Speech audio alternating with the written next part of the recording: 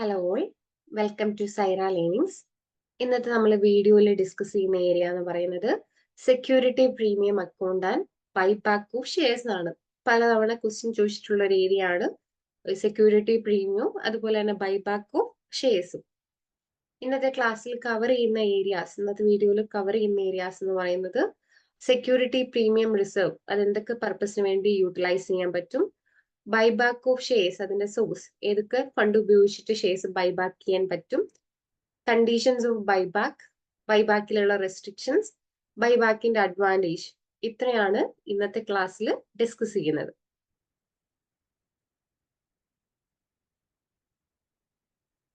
ഒന്നാമതായിട്ട് security premium account. എന്താണ് security premium account? നമുക്കൊരു സെക്യൂരിറ്റി 3 രീതിയിൽ ഇഷ്യൂ ചെയ്യാം.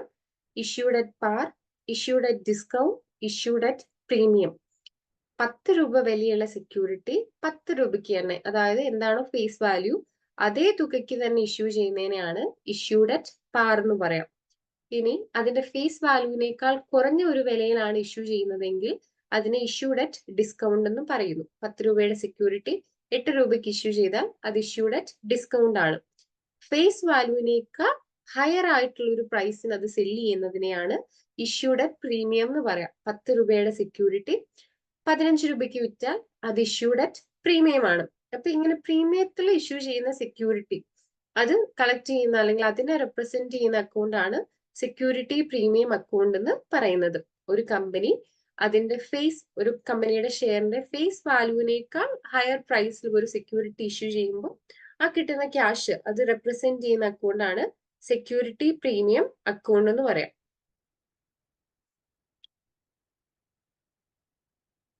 ഇനി എന്തൊക്കെ പർപ്പസിന് വേണ്ടി ഈ സെക്യൂരിറ്റി പ്രീമിയം റിസർവ് യൂസ് ചെയ്യാൻ പറ്റും? ഇതിൽ നിന്ന് പലതവണ ക്വസ്റ്റ്യൻ ചോദിച്ചിട്ടുള്ളതാണ്. സെക്ഷൻ 52 കമ്പനീസ് ആക്ട് 2013 സെക്ഷൻ 52 എന്തൊക്കെ ആവശ്യത്തിന് വേണ്ടി സെക്യൂരിറ്റി പ്രീമിയം റിസർവ് ഉപയോഗിക്കാം എന്നതിനെ കുറിച്ച് പറയുന്നത്. അതിൽ ഒന്നാമതായിട്ട് പറയുന്നത് ഫുള്ളി പെയ്ഡപ്പ് ആയിട്ടുള്ള ബോണസ് ഷെയർസ് ഇഷ്യൂ ചെയ്യുന്നതിന് സെക്യൂരിറ്റി പ്രീമിയം റിസർവ് ഉപയോഗിക്കാൻ പറ്റും. അതുപോലെ തന്നെ പ്രിലിമിനറി എക്സ്പെൻസ്, ഒരു കമ്പനി രജിസ്റ്റർ ചെയ്യുന്നതിന് മുൻപ് അതിനുണ്ടാവുന്ന ചെലവുകളാണ് പ്രിലിമിനറി എക്സ്പെൻസ് എന്ന് പറയുന്നത്. അത് റൈറ്റ് ഓഫ് ചെയ്യാൻ, സെക്യൂരിറ്റി ഇഷ്യൂ ചെയ്യുന്നത് ഡിസ്കൗണ്ടിലാണ് ഇഷ്യൂ ചെയ്യുന്നതെങ്കിൽ ആ എമൗണ്ട് റൈറ്റ് ഓഫ് ചെയ്യാൻ, underwriting commission, security issue ചെയ്യുന്നതുമായിട്ട് വരുന്ന എക്സ്പെൻസ്, ഇതെല്ലാം റൈറ്റ് ഓഫ് ചെയ്യാൻ വേണ്ടി സെക്യൂരിറ്റി പ്രീമിയം റിസർവ് ഉപയോഗിക്കാൻ പറ്റും. നമുക്കറിയാം ഒരു സെക്യൂരിറ്റി ഇഷ്യൂ ചെയ്യുമ്പോൾ കിട്ടുന്ന എക്സ്ട്രാ എമൗണ്ട് ആണ് സെക്യൂരിറ്റി പ്രീമിയം എന്ന് പറയുന്നത്. അപ്പൊ അത് ഇഷ്യൂ ചെയ്യുന്നതുമായിട്ട് വരുന്ന ചെലവുകൾ, ഇനി അത് ഡിസ്കൗണ്ടിലാണ് ഇഷ്യൂ ചെയ്യുന്നതെങ്കിൽ അത് റൈറ്റ് ഓഫ് ചെയ്യാൻ, അതുപോലെ തന്നെ underwriting commission, preliminary expense ഉണ്ടെങ്കിൽ അത് റൈറ്റ് ഓഫ് ചെയ്യാനെല്ലാം സെക്യൂരിറ്റി പ്രീമിയം റിസർവ് ഉപയോഗിക്കാൻ പറ്റും. അടുത്തത് പറയുന്നത് റെഡീം ചെയ്യുന്നത് പ്രീമിയത്തിലാണെങ്കിൽ അങ്ങനെയുള്ള പ്രീമിയം മീറ്റ് ചെയ്യാനും സെക്യൂരിറ്റി പ്രീമിയം റിസർവ് ഉപയോഗിക്കാം. ഫോർ എക്സാമ്പിൾ 10 രൂപയ്ക്ക് കമ്പനി ഇഷ്യൂ ചെയ്ത സെക്യൂരിറ്റി അത് അവർ റെഡീം ചെയ്യുമ്പോൾ അല്ലെങ്കിൽ ബൈബാക്ക് ചെയ്യുമ്പോൾ 15 രൂപയ്ക്കാണ് ബൈബാക്ക് ചെയ്യുന്നതെങ്കിൽ ഇൻവെസ്റ്റേഴ്സിനോട് 5 രൂപ കൂടെ എക്സ്ട്രാ അങ്ങോട്ട് കൊടുക്കുകയാണെങ്കിൽ ആ ഫണ്ട് എവിടെ നിന്ന് കണ്ടുപിടിക്കാൻ പറ്റും? ഈ സെക്യൂരിറ്റി പ്രീമിയം റിസർവ് ഉപയോഗിച്ച് പ്രീമിയം പേയ്മെന്റ് നടത്താൻ പറ്റുന്നതാണ്. അതുപോലെ തന്നെ പറയുന്നത് കമ്പനിയുടെ തന്നെ സെക്യൂരിറ്റി ബൈബാക്ക് ചെയ്യുന്നതിനും സെക്യൂരിറ്റി പ്രീമിയം റിസർവ് ഉപയോഗിക്കാൻ പറ്റും. അപ്പൊ ഇത് ഏതൊക്കെയാണെന്ന് അറിഞ്ഞിരുന്നാൽ ഏതൊക്കെ സാഹചര്യത്തിൽ ഇത് ഉപയോഗിക്കാൻ പറ്റില്ല എന്നുള്ളത് നമുക്ക് മനസ്സിലാക്കാൻ പറ്റും. സാധാരണഗതിയിൽ ക്വസ്റ്റ്യന്റെ കൂടെ എപ്പോഴും തരുന്ന ഒരു ഓപ്ഷൻ ആണ് പേയ്മെന്റ് ഓഫ് ഡിവിഡൻഡ് എന്ന് പറയുന്നത്. ഒരിക്കലും സെക്യൂരിറ്റി പ്രീമിയം റിസർവിലെ എമൗണ്ട് ഉപയോഗിച്ച് ഡിവിഡൻഡ് ഡിക്ലെയർ ചെയ്യാനോ പേ ചെയ്യാനോ പറ്റില്ല. ഫുള്ളി പെയ്ഡപ്പ് ആയിട്ടുള്ള ബോണസ് ഷെയർസ് ഇഷ്യൂ ചെയ്യാനും സ്വന്തം സെക്യൂരിറ്റി ബൈബാക്ക് ചെയ്യാനും എക്സ്പെൻസ് റൈറ്റ് ഓഫ് ചെയ്യാൻ, പ്രിലിമിനറി എക്സ്പെൻസ്, ഒരു സെക്യൂരിറ്റി ഇഷ്യൂ ചെയ്യുന്നതുമായിട്ട് വരുന്ന എക്സ്പെൻസ്, അതുപോലെ തന്നെ ഡിസ്കൗണ്ട് ഇഷ്യൂ ചെയ്യുന്ന സമയത്ത് കൊടുക്കുന്ന ഡിസ്കൗണ്ടിനാണ് ഇഷ്യൂ ചെയ്യുന്നതെങ്കിൽ ആ ഡിസ്കൗണ്ട്, ഇനി റെഡീം ചെയ്യുന്നത് പ്രീമിയത്തിലാണെങ്കിൽ ആ എമൗണ്ട് എല്ലാം ഈ സെക്യൂരിറ്റി പ്രീമിയം റിസർവ് ഉപയോഗിച്ച് പേ ചെയ്യാവുന്നതാണ്. അടുത്തതാണ് ബൈബാക്ക് ഓഫ് ഷെയർസ് എന്ന് പറയുന്നത്. ഒരു കമ്പനി അതിന്റെ ഷെയർ ഹോൾഡേഴ്സിന്റെ കയ്യിൽ നിന്ന് തിരികെ വാങ്ങുന്നതിനെയാണ് ബൈബാക്ക് ഓഫ് ഷെയർസ് എന്ന് പറയാം. ഇപ്പൊ ഷെയർ ഹോൾഡേഴ്സിന് ഇഷ്യൂ ചെയ്തിട്ടുള്ള ഷെയർസ് അവരുടെ കയ്യിൽ നിന്ന് തിരിച്ചു വാങ്ങുകയും അത് ക്യാൻസൽ ചെയ്യുകയും ചെയ്യുന്നതിനെയാണ് ബൈബാക്ക് ഓഫ് ഷെയർസ് എന്ന് പറയുന്നത് ഒരു കമ്പനിക്ക് അതിന്റെ ഷെയർസ് ബൈബാക്ക് ചെയ്യാനുള്ള ഓപ്ഷൻസ് ഉണ്ട്. ഇതിലെ സെക്ഷൻ കമ്പനീസ് ആക്ട് 2013 സെക്ഷൻ 68 ഇങ്ങനെ കമ്പനികൾക്ക് ബൈബാക്ക് ചെയ്യാനുള്ള ഒരു ഓപ്ഷൻ അല്ലെങ്കിൽ ഒരു അവസരം പ്രൊവൈഡ് ചെയ്യുന്നത്. കമ്പനീസ് ആക്ട് 2013 സെക്ഷൻ 69 ബൈബാക്കിന്റെ അക്കൗണ്ടിംഗ് ട്രീറ്റ്മെന്റിനെ കുറിച്ച് പറയുന്നത്. സെക്ഷൻ 70 റെസ്ട്രിക്ഷൻസ് ബൈബാക്കിനുള്ള റെസ്ട്രിക്ഷൻസിനെ കുറിച്ച് പറയുന്നത്. സോഴ്സസ് ഓഫ് ബൈബാക്ക് ആണ്. എങ്ങനെയൊക്കെ ഏതൊക്കെ ഫണ്ട് ഉപയോഗിച്ചിട്ട് കമ്പനിക്ക് അതിന്റെ സെക്യൂരിറ്റി തിരിച്ചു പർച്ചേസ് ചെയ്യാൻ പറ്റും എന്നുള്ളതാണ്. ഒന്നാമത്തെ സോഴ്സ് എന്ന് പറയുന്നത് ഫ്രീ റിസർവ് ആയിട്ട് എന്തെങ്കിലും ഉണ്ടെങ്കിൽ അത് ഉപയോഗിച്ച് ബൈബാക്ക് നടത്താം. നേരത്തെ പറഞ്ഞ പോലെ തന്നെ സെക്യൂരിറ്റി പ്രീമിയം എമൗണ്ട് ഉപയോഗിച്ചിട്ടും ബൈബാക്ക് നടത്താൻ പറ്റും. മറ്റേതെങ്കിലും സെക്യൂരിറ്റി അല്ലെങ്കിൽ ഷെയർ ഇഷ്യൂ ചെയ്ത് കിട്ടിയ പൈസ ഉപയോഗിച്ചും ബൈബാക്ക് ചെയ്യാൻ പറ്റുന്നതാണ്.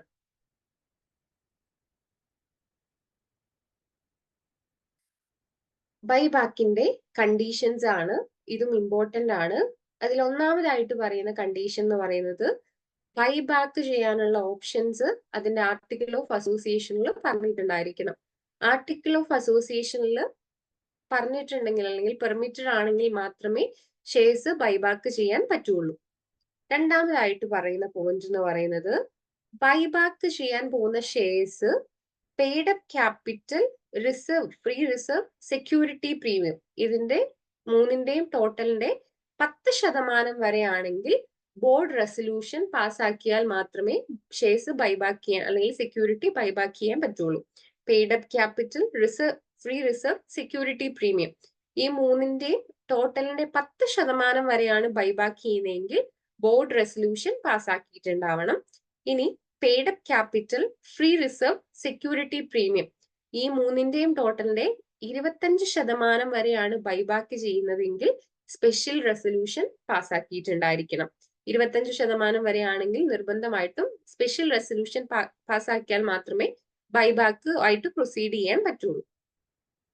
ഇനി ഒരു കാരണവശാലും ആ കമ്പനിയുടെ പെയ്ഡ് അപ്പ് ക്യാപിറ്റലിന്റെയും ഫ്രീ റിസർവിന്റെയും 25% മുകളിൽ ബൈബാക്ക് ചെയ്യാൻ പാടുള്ളതല്ല. അത് ഇമ്പോർട്ടന്റ് ആണ്, ഓർത്തിരിക്കുക. സെക്യൂരിറ്റീസിന്റെ കേസിൽ അതിന്റെ പെയ്ഡ് അപ്പ് ക്യാപിറ്റലിന്റെയും ഫ്രീ റിസർവിന്റെയും 25% മുകളിൽ ബൈബാക്ക് ചെയ്യാൻ പറ്റുന്നതല്ല. ബൈബാക്കിന് ശേഷം ഒരിക്കലും ഡെറ്റ് ഇക്വിറ്റി റേഷ്യോ എന്ന് പറയുന്നത് 2:1 അതിൽ കുറയാൻ പാടില്ല. ബൈബാക്ക് ചെയ്യുന്ന സെക്യൂരിറ്റികൾ നിർബന്ധമായിട്ടും ഫുള്ളി പെയ്ഡപ്പ് ആയിരിക്കണം. അപ്പൊ ഫുള്ളി പെയ്ഡപ്പ് ആയിട്ടുള്ള ഷെയർസ് മാത്രമേ ബൈബാക്ക് ചെയ്യാൻ പറ്റുള്ളൂ. അടുത്ത കണ്ടീഷൻസ് ആണ്. ഏഴാമത്തെ കണ്ടീഷൻ പറയുന്നത് ലിസ്റ്റഡ് കമ്പനീസ് ആണെങ്കിൽ സെബി പറഞ്ഞിരുന്ന ഗൈഡ് ലൈൻസ് കൂടി ഫോളോ ചെയ്യേണ്ടതായിട്ടുണ്ട്. പിന്നെ പറയുന്നത് ടൈം പീരീഡ് ആണ്. നമ്മൾ നേരത്തെ പറഞ്ഞു ബോർഡ് റെസൊല്യൂഷനോ സ്പെഷ്യൽ റെസൊല്യൂഷനോ 25% വരെയാണെങ്കിൽ സ്പെഷ്യൽ റെസൊല്യൂഷനും അതല്ലെങ്കിൽ ബോർഡ് റെസൊല്യൂഷനും ആണ് വേണ്ടത്.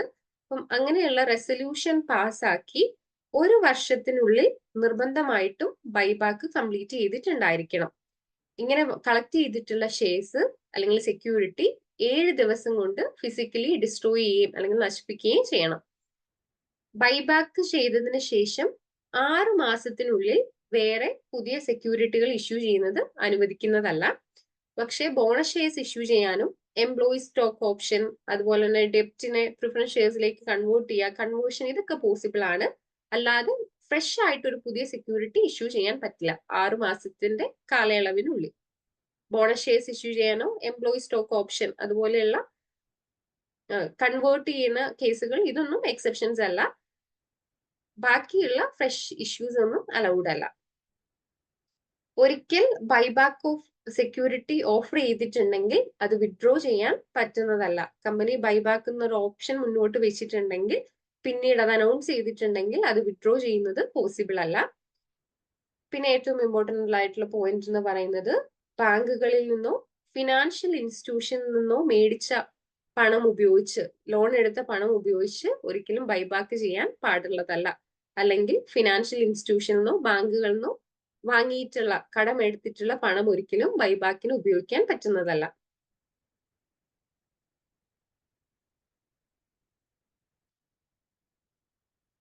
അടുത്ത ടോപ്പിക് എന്ന് പറയുന്നത്, അടുത്ത ഏരിയ എന്ന് പറയുന്നത് ബൈബാക്കിലുള്ള റെസ്ട്രിക്ഷൻസ് ആണ്. 2013 കമ്പനീസ് ആക്ടിൽ അതിന്റെ സെക്ഷൻ 70-ലാണ് ബൈബാക്കിനുള്ള റെസ്ട്രിക്ഷൻസ് പറയുന്നത്. അതിൽ പറയുന്നത് സബ്സിഡിയറി കമ്പനികൾ വഴിയോ ഇൻവെസ്റ്റ്മെന്റ് കമ്പനി അല്ലെങ്കിൽ ഗ്രൂപ്പ് ഓഫ് ഇൻവെസ്റ്റ്മെന്റ് കമ്പനി വഴിയോ ബൈബാക്ക് ചെയ്യുന്നത് പോസിബിൾ അല്ല. അത് ഡയറക്റ്റ് ആയിട്ടോ ഇൻഡയറക്റ്റ് ആയിട്ടോ സബ്സിഡിയറി വഴിയോ ഇൻവെസ്റ്റ്മെന്റ് കമ്പനി വഴിയോ ബൈബാക്ക് ചെയ്യുന്നത് പോസിബിൾ അല്ല. അതുപോലെ തന്നെ എന്തെങ്കിലും ഇൻട്രസ്റ്റോ അല്ലെങ്കിൽ ഡിബഞ്ചറിന്റെ റീപേയ്മെന്റ് ഒക്കെ ഡ്യൂ ആയിട്ടുണ്ടെങ്കിൽ എന്തെങ്കിലും തരത്തിലുള്ള ഡിഫോൾട്ട് വരുത്തിയവർക്കോ ഡ്യൂ ആയിട്ടുള്ളവർക്കോ ബൈബാക്ക് പോസിബിൾ അല്ല. ഇൻട്രസ്റ്റ് പേ ചെയ്യാനുള്ളവർക്കോ ഡിബഞ്ചർ റിഡീം ചെയ്യാൻ അത് ഡ്യൂ ആയിട്ടുള്ളവർക്കോ ഡിവിഡൻഡ് പെൻഡിങ് ആയിട്ടുള്ള കേസുകളിലൊന്നും ബൈബാക്ക് പോസിബിൾ അല്ല. അതുപോലെ തന്നെ ആനുവൽ റിട്ടേണോ ഡിവിഡൻഡിന്റെ ഡിക്ലറേഷൻ അതുപോലെ തന്നെ ഫിനാൻഷ്യൽ സ്റ്റേറ്റ്മെന്റ് ഇതൊന്നും ഫയൽ ചെയ്യാത്ത കേസുകളിലും അതിൽ ഡിഫോൾട്ട് വരുത്തിയാലും ബൈബാക്ക് പോസിബിൾ അല്ല. അപ്പൊ കമ്പനീസ് ആക്ടിൽ ബൈബാക്കിന് വെക്കുന്ന റെസ്ട്രിക്ഷൻസ് ഇത്രയൊക്കെയാണ്. സബ്സിഡിയറി കമ്പനി വഴിയോ ഇൻവെസ്റ്റ്മെന്റ് കമ്പനി വഴിയോ ബൈബാക്ക് ചെയ്യുന്നത് പോസിബിൾ അല്ല. അതുപോലെ തന്നെ ഇൻട്രസ്റ്റ് റേറ്റിൽ പേയ്മെന്റ് വീഴ്ച വരുത്തിയിട്ടുണ്ടെങ്കിൽ ഇൻട്രസ്റ്റ് ഡ്യൂ ആയിരിക്കുന്ന സാഹചര്യങ്ങൾ, അതുപോലെ തന്നെ ഡിവിഡൻഡ് പേയ്മെന്റിൽ വീഴ്ച വരുത്തുക, അതൊക്കെ പെൻഡിങ് ആയിട്ടുള്ള കേസുകളിലും ബൈബാക്ക് പോസിബിൾ അല്ല. ആനുവൽ റിട്ടേൺ, ഫിനാൻഷ്യൽ സ്റ്റേറ്റ്മെന്റ് ഇതിലെല്ലാം ഫയൽ ചെയ്യുന്നതിൽ ഡിഫോൾട്ട് വരുത്തിയിട്ടുണ്ടെങ്കിലും ബൈബാക്ക് പോസിബിൾ അല്ല. അടുത്തത് അഡ്വാൻറ്റേജ് ഓഫ് ബൈബാക്ക് ആണ്. ഒന്നാമത് പറയുന്നത് ഒരു ലിസ്റ്റഡ് കമ്പനി ആണെങ്കിൽ ജനറൽ പബ്ലിക്കിന്റെ കയ്യിലും ഈ കമ്പനിയുടെ സെക്യൂരിറ്റീസ് ഉണ്ടാവും. അപ്പൊ അത് കുറച്ചുകൊണ്ട് വന്ന് പ്രൊമോട്ടേഴ്സിന്റെ കയ്യിലുള്ള ഷെയർസിന്റെ അളവ് കൂട്ടാൻ പറ്റും. ജനറൽ പബ്ലിക്കിൽ നിന്നുള്ള ഷെയർസ് മാറ്റി പ്രൊമോട്ടറിന്റെ കയ്യിലുള്ള ഷെയർസിന്റെ അളവ് അല്ലെങ്കിൽ ആ ഹോൾഡിംഗ് ഇൻക്രീസ് ചെയ്യാൻ സഹായിക്കുന്നു. രണ്ടാമത് പറയുന്നത് EPS ഇൻക്രീസ് ചെയ്യാൻ സഹായിക്കുന്നു. എങ്ങനെയാണ് ബൈബാക്ക് EPS ഇൻക്രീസ് ചെയ്യാൻ സഹായിക്കുന്നത്? നമ്പർ ഓഫ് ഷെയർസിന്റെ എണ്ണം കുറയ്ക്കുന്നത് വഴിയാണ് EPS ഇംപ്രൂവ് ചെയ്യാൻ സഹായിക്കുന്നത്. എന്താണ് EPS എന്ന് നമുക്കറിയാം. അവർക്ക് കിട്ടുന്ന പ്രോഫിറ്റിനെ ടോട്ടൽ നമ്പർ ഓഫ് ഷെയർസ് കൊണ്ട് ഡിവൈഡ് ചെയ്യുമ്പോഴാണ് ഏർണിംഗ് പെർ ഷെയർ കിട്ടുക. ഒരു കമ്പനിക്ക് 100 ഷെയർസ് ആണുള്ളത്, 100 രൂപയാണ് പ്രോഫിറ്റ് എന്ന് വിചാരിക്കുക. അപ്പൊ അവിടെ EPS എന്ന് പറയുന്നത് 1 ബൈബാക്ക് നടത്തി 90 സെക്യൂരിറ്റി അവർ ക്യാൻസൽ ചെയ്തു എന്ന് വിചാരിക്കാം. അപ്പൊ ബാക്കി 10 ഷെയർസേ ബാക്കിയുള്ളൂ. അപ്പൊ 100/10 ഒരു സെക്യൂരിറ്റിയുടെ പുറത്ത് അവർ എത്ര രൂപ ഏൺ ചെയ്യും? 10 രൂപ ഏൺ ചെയ്യും. ഇപ്പൊ നമ്പർ ഓഫ് ഷെയർസിന്റെ എണ്ണം കുറയുന്നത് വഴി EPS ഇൻക്രീസ് ചെയ്യാൻ സഹായിക്കുന്നു. അതുപോലെ തന്നെ ഷെയർ പ്രൈസ് വളരെ കുറഞ്ഞ ഒരു പ്രൈസിലാണ് മാർക്കറ്റിൽ ട്രേഡ് ചെയ്യപ്പെടുന്നതെങ്കിൽ അതിന്റെ ഫെയർ വാല്യൂവിനേക്കാൾ കുറവാണെങ്കിൽ അങ്ങനെയുള്ള കേസുകളിൽ ഒരു സപ്പോർട്ട് എന്നുള്ള നിലയ്ക്കും ബൈബാക്ക് ഹെൽപ്പ് ചെയ്യും. അതുപോലെ തന്നെ എന്തെങ്കിലും സർപ്ലസ് ക്യാഷ് കിട്ടുവാണെങ്കിൽ അത് ഷെയർ ഹോൾഡേഴ്സിന് ഡിസ്ട്രിബ്യൂട്ട് ചെയ്യാൻ സഹായിക്കുന്നു. സാധാരണഗതിയിൽ മാർക്കറ്റ് പ്രൈസിനേക്കാൾ കൂടിയ ഒരു വിലയ്ക്കായിരിക്കും സെക്യൂരിറ്റി ബൈബാക്ക് ചെയ്യുക. അപ്പൊ അവർക്ക് ഹയർ എമൗണ്ട് കിട്ടാൻ സഹായിക്കുന്നു. ഷെയർ ഹോൾഡേഴ്സിന് ഒരു ഹയർ എമൗണ്ട് കിട്ടുന്നു മാർക്കറ്റ് പ്രൈസിനേക്കാൾ. ലാസ്റ്റ് പറയുന്ന പോയിന്റ് എന്ന് പറയുന്നത് ഹോസ്റ്റൈൽ ടേക്ക് ഓവറിൽ നിന്ന് കമ്പനീനെ പ്രൊട്ടക്ട് ചെയ്യുന്നു എന്നുള്ളതാണ്. എന്താണ് ഹോസ്റ്റൈൽ ടേക്ക് ഓവർ? മറ്റൊരു കമ്പനിയുടെ മാനേജ്മെന്റിന്റെ പെർമിഷൻ ഇല്ലാതെ അല്ലെങ്കിൽ അവരുടെ കൺസെന്റ് ഇല്ലാതെ മറ്റൊരു കമ്പനീനെ ഏറ്റെടുക്കാൻ ശ്രമിക്കുന്നതിനെയാണ് നമ്മൾ ഹോസ്റ്റൈൽ ടേക്ക് ഓവർ എന്ന് പറയാം. ഫ്രണ്ട്ലി ടേക്ക് ഓവറും ഉണ്ട്, ഹോസ്റ്റൈൽ ടേക്ക് ഓവറും ഉണ്ട്. മറ്റൊരു കമ്പനിയുടെ മാനേജ്മെന്റിന്റെയും ഷെയർ ഹോൾഡേഴ്സിന്റെയും കൺസെന്റോടുകൂടി ഏറ്റെടുക്കുകയാണെങ്കിൽ അത് ഫ്രണ്ട്ലി ടേക്ക് ഓവർ ആണ്. ഇനി അവരുടെ കൺസെന്റ് ഇല്ലാതെ അല്ലെങ്കിൽ പെർമിഷൻ ഇല്ലാതെ ഏറ്റെടുക്കാൻ ശ്രമിക്കുന്നതിനെയാണ് ഹോസ്റ്റൈൽ ടേക്ക് ഓവർ എന്ന് പറയാം. ഷെയർ ഹോൾഡേഴ്സിന് ഇൻഫ്ലുവൻസ് ചെയ്തും പബ്ലിക്കിൽ നിന്ന് ഒരുപാട് ഷെയർസ് വാങ്ങിയിട്ടൊക്കെയാണ് ഹോസ്റ്റൈൽ ടേക്ക് ഓവർ സാധാരണഗതിയിൽ നടക്കാറുള്ളത്. അപ്പൊ പബ്ലിക്കിന്റെ കയ്യിലുള്ള ഷെയർസ് അത് ക്യാൻസൽ ചെയ്യുന്നത് വഴി പ്രൊമോട്ടേഴ്സിന്റെ കയ്യിൽ മാത്രമാവും ഷെയർസ്. അപ്പോൾ ഈ ഹോസ്റ്റൈൽ ടേക്ക് ഓവർ എന്ന് പറയുന്നത് പോസിബിൾ അല്ലാതെ വരും. അപ്പൊ ഇത്രയാണ് നമ്മൾ ഇന്നത്തെ ക്ലാസ്സിൽ ഡിസ്കസ് ചെയ്യുന്നത്. ക്ലിയർ ആയെന്ന് വിചാരിക്കുന്നു. Thank you.